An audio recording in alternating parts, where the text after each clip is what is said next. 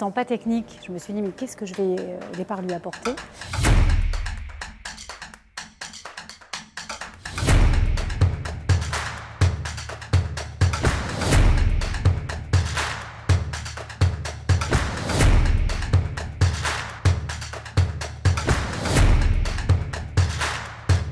Donc, je suis Laurie, je suis directrice des grands comptes assurances chez Carglass et j'ai eu la chance d'être choisie comme coach de Marine pour la prochaine compétition du meilleur technicien vitrage au monde qui aura lieu à Lisbonne très prochainement. C'est d'élargir la palette et en fait de pouvoir doter Marine dans son entraînement d'un expert technique et puis de quelqu'un qui va l'accompagner davantage mentalement en termes de leadership et puis comment gérer cet événement.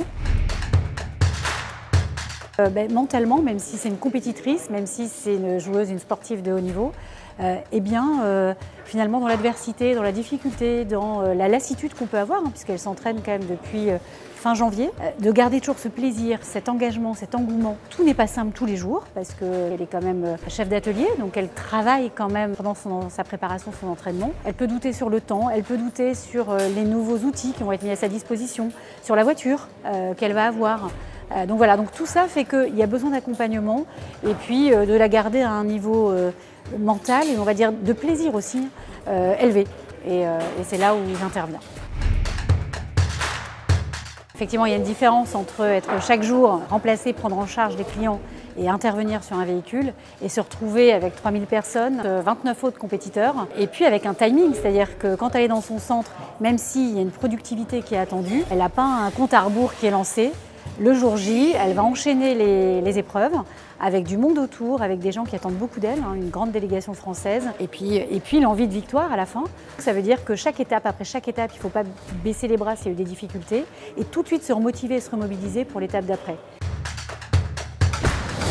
On se taquine pas mal, ça c'est bien, parce que Marine aime beaucoup l'humour, donc lui rappeler que quand elle commence à s'énerver, quand elle fait un changement et qu'elle voit que ça ne va pas comme ça veut, lui rappeler qu'il faut garder le sourire et le poker face. Son premier point fort, c'est sa capacité à écouter et à mettre en application. Je suis quand même toujours bluffée par sa discipline, mais je crois que c'est aussi son côté sportif de haut niveau, où elle met en application et elle ne rechigne jamais quand on lui donne un conseil. Sa première force. La deuxième, c'est que quoi qu'il arrive, elle a un mental, en fait, elle veut gagner.